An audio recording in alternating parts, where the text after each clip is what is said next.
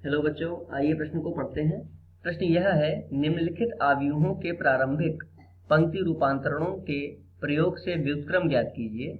और दिया गया आव्यूह है 1, -1, 2, 3। आइए सर्वप्रथम प्रश्न की मुख्य अवधारणा को जान लेते हैं।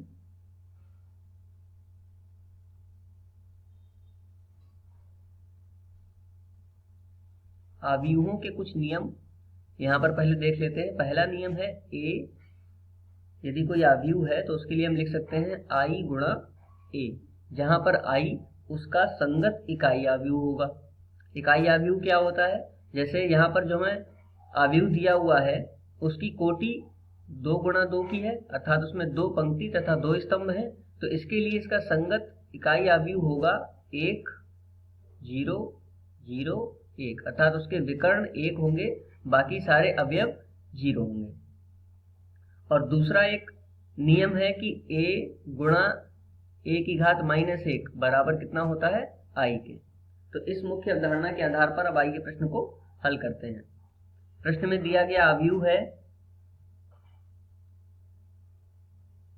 1, -1, 2, 3 बराबर इसका संगत इकाई आव्यूह लिख लेंगे 1, 0, 0, 1, और गुणा में जो a लिखा हुआ है इसको अभी ऐसे ही लिखे रहने देते हैं। ठीक है, अब हमें क्या करना है, हमें जो ये दिया गया आव्यूह है इसको इकाई के रूप में परिवर्तित करना है। इकाई के रूप में मतलब इसके विकर्ण को 1, 1 बनाना है और बाकी सारे अवयव को 0 बनाना है। तो देखिए, पहला अवयव इसका 1 ही है तो इसको अभी परिवर्तित नहीं करते हैं। बाकी हम लिख सकते हैं इसको। देखिए, ये R1 है। R1 इसलिए कहा जा रहा है क्योंकि ये पंक्ति है, पंक्ति को इंग्लिश में रो कहते हैं, तो इसलिए इसको R1 से प्रदर्शित कर लेते हैं। यह R2 है क्योंकि ये द्वितीय पंक्ति है। ठीक है, तो अभी हम यहाँ पर R2 को चेंज करेंगे किससे?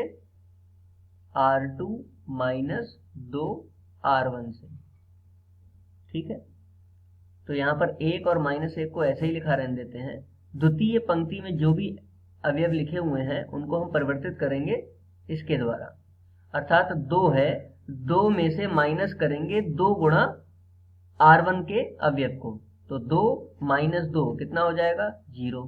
इसी प्रकार 3 में से माइनस करेंगे R1 में गुणा करके 2 से, तो 3 गुणा -2 करेंगे तो ये +2 बन जाएगा, 3 + 2 5 आ जाएगा बराबर। यहाँ पर भी यही करेंगे, तो 1 और 0 को तो ऐसे लिख लेंगे, लेकिन R2 को हम परिवर्तित करेंगे तो 0 - 2, तो -2 आ जाएगा। 1 और 0 की किसी में गुणा करें तो कोई भी अंतर नहीं आता, तो यहाँ पर तो 1 ही बच जाएगा, तो ये आ गया A। तो इस तरह ये 2 अवयव हमें प्राप्त हो गए। अब देखिए, यहाँ पर 5 आ रहा है जिसको हमें परिवर्तित करना है विकर्ण 1 लाने के लिए 1 में, तो इस पंक्ति को हम 5 से विभाजित कर देंगे। जब 5 से विभाजित कर देंगे तो यहाँ पे 0 आ जाएगा और यहाँ पर 1। अगले पृष्ठ पर इसको कर लेते हैं। R2 को हम चेंज कर रहे हैं R2/5 से, तो देखिए क्या प्राप्त होगा। यहाँ पर आ जाएगा 1, -1, 0 और 1,